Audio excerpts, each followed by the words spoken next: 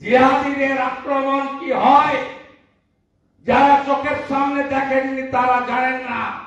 আমি দেখেছি উন্মত্ত জিহাদিরা এত বড় বড় পাথর নিয়ে ছুটছে, কার মাথায় লাগবে, কার ঘাড়ে লাগবে, কার পিঠে লাগবে, এই হিতাহিত জ্ঞান তাদের মধ্যে থাকে না।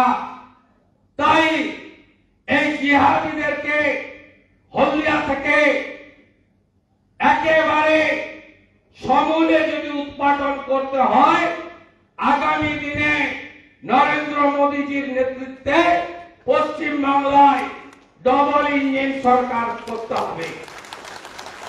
हरियाणा का जीत हमारी है, अब पश्चिम बंगाल का बारी है, महाराष्ट्र का जीत हमारी है, अब पश्चिम बंगाल का बारी है, दिल्ली का जीत हमारी है, इस बार पश्चिम बंगाल का बारी है। अब 27 বছর পরে দিল্লিতে যদি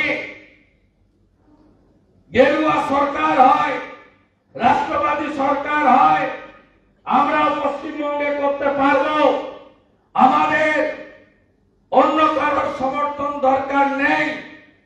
আমাদের 39% ভোট রাজ্যে, এ জেলায় নয়, এ জেলায় আমরা কত 46% ভোট পেয়েছি। এই জেলায় বিজেপি 46% ভোট পেয়েছে। যেদিন 46% ভোট রাজ্যে পাবে সেদিন 180-র বেশি সিট নিয়ে বিজেপি সরকারে আসবে। এই জেলায় 16টার মধ্যে 15টা বিধানসভায় আমাদের লিড আছে।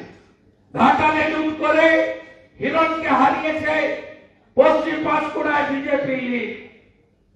অগ্নিমিত্রা দিয়ে মাত্র 27,000-এ হেরেছে, 1%-এর কম ভোট পেয়ে, মানে পেলেই জিতত। আমাদের রেগরা থেকে অগ্নিমিত্রা 5 লিড পেয়েছে, কয়েক হাজার ভোট। এই জেলা হিন্দুত্ব ভারতীয় জনতা পার্টির শক্তিশালী জেলা। কে এলো আর কে যাইলো কিছুই হইব না, কিছুই হইব না। মমতা বন্দ্যোপাধ্যায় ভালো করে জেনে রাখুন, আপনি 21-এ হারার পর থেকে আপনার জ্বালা যন্ত্রণা মিটছেই না। আপনি বিধানসভায় দাঁড়িয়ে বাপ তুলছেন, বলছেন ওর বাবা শিশির অধিকারী 98 সালে দাঁড়িয়েছিল, থার্ড হয়েছে। আরে হ্যাঁ, এই জেলাতে আপনি দ্বিতীয় ছিলেন। 98 সালের ভোটে কেন, তারও আগে প্রথম হয়েছেন। আমরা যাওয়ার পরে